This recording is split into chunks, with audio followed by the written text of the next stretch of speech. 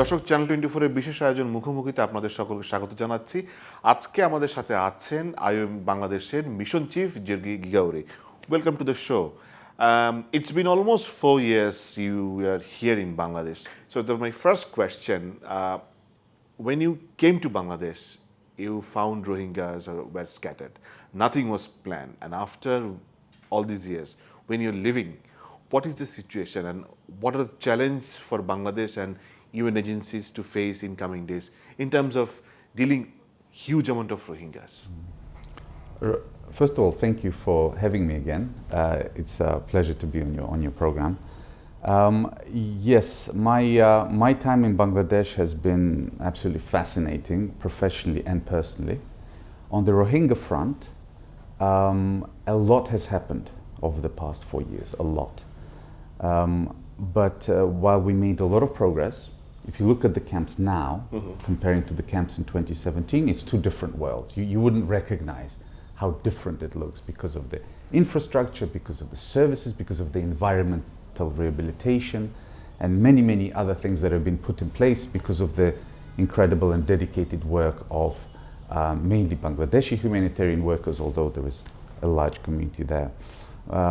But ultimately, I believe today the same thing I believed when I first saw this huge settlement, the world's largest refugee camp, when I first saw it. I have the same conclusion now as I had then. The only solution to this crisis is for them to return home. This is what they want, this is what the government of Bangladesh wants, and of course this is what the UN wants. Right. Recently we have seen few accidents in the Rohingya camps, especially murder of Mohibullah and other stuff and other criminal activities. Now, staying here, these Rohingyas getting frustrated, we understand that. And on the other side, Myanmar is not, in a way, ideally, they recognize them or they are willing to take them back.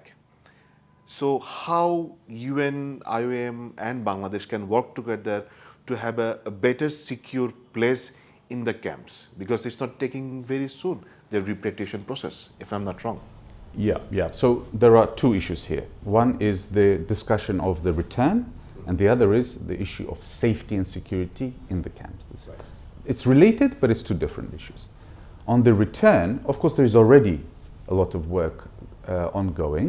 Let's remember that this is not the first time Rohingyas have been displaced. Right. And let's remember that they've gone back already twice. So we're not discussing things that are difficult to imagine. This already happened. If anything, it's more logical to assume that they will. However, obviously, we want them to return to a place of safety, and we want them to return in a sustainable way so they're not back here 5 years later, right? So we want them to return and integrate and continue being citizens and fully integrated members of that society.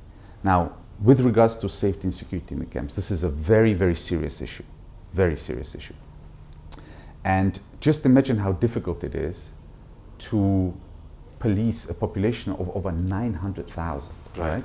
So a lot of things have been done, including increased police presence, a lot of community safety initiatives, and a lot of direct support and communication, a lot of feedback because there are many groups and there are many diverse communities within the camp. It's not one whole, it's a very complicated settlement. So, but more clearly, more needs to be done, and we're ready to continue investing in that.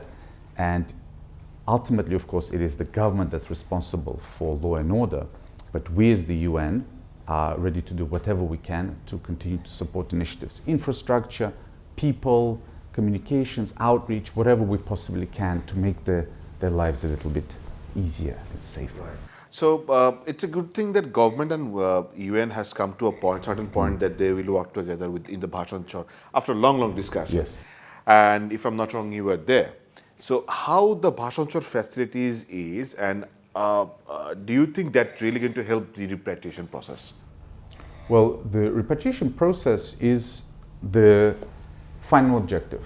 Right. That everything has always been moving towards that solution, because that's the only outcome. Everyone thinks the same on that matter.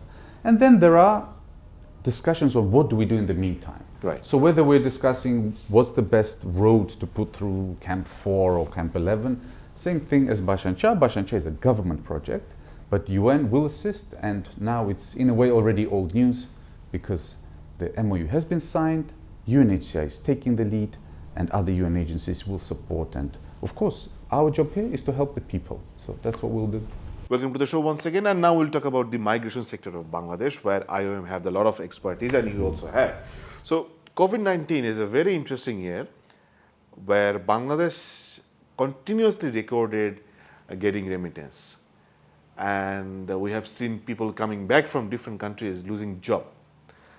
This is very interesting and contradictory. What's your observation? So this, I won't hide it, I'll be completely honest with you.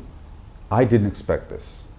This is counterintuitive, and it goes against everything we know about the economics of financial crises.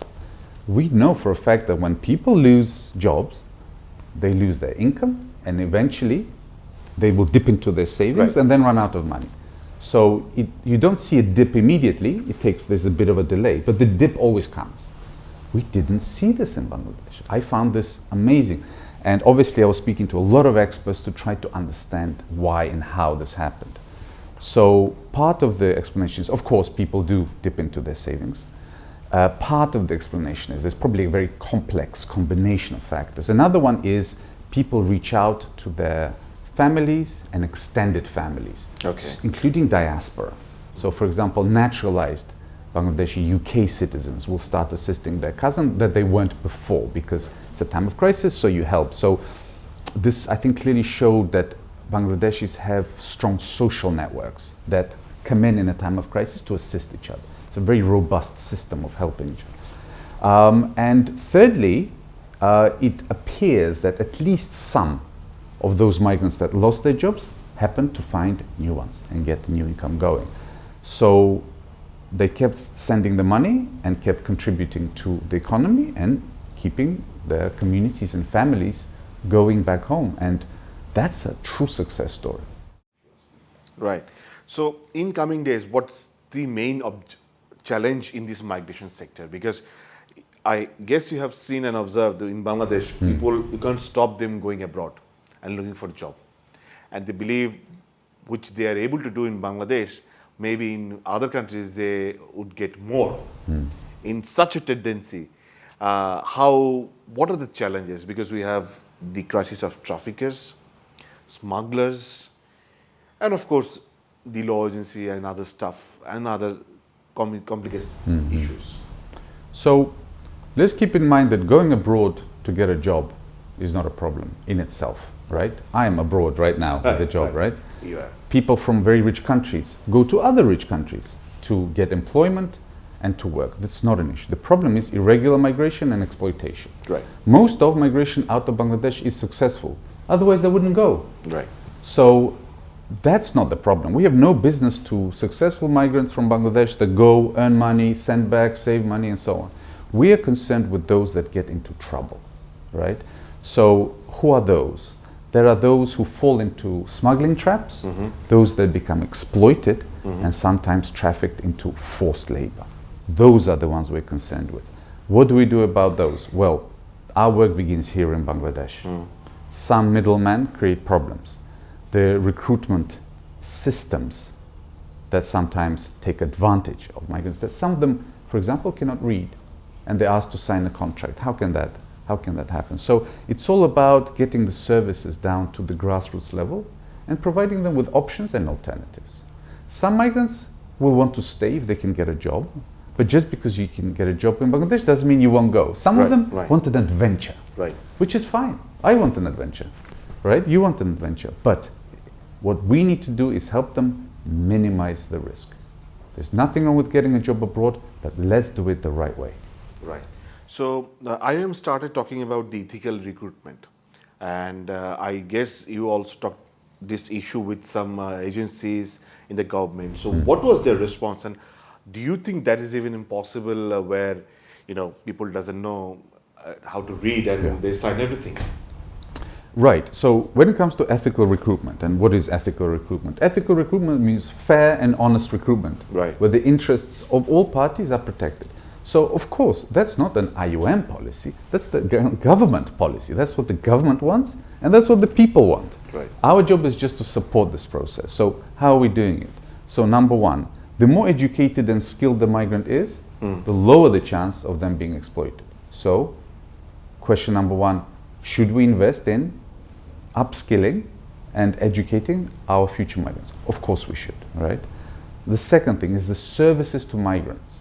There are plenty of services available in Dhaka, but are there services easily accessible in the villages far away from Dhaka?